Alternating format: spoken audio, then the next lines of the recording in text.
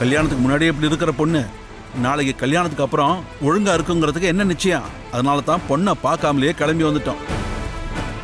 அடுத்த தடவையாவது நல்ல சம்பந்தமா சொல்லு. எங்க வார்த்தைய பார்த்து பேசுங்க. உன்னோட அப்பாவும் லைன்ல தான் இருக்காரு.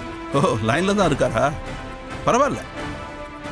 அவர் பொண்ணோட யோகிதை என்னன்னு அவருக்கும் தெரியட்டும். யோ நிறுத்தியா, யார் பொண்ணை பத்தி தப்பா பேசுற? மரியாதை கெட்டு போயிடும் உனக்கு. ஏன் பொண்ணு நடத்தையில குறைன்னு யாரையா அவங்ககிட்ட சொன்னா? நீ வந்து பாத்தியா?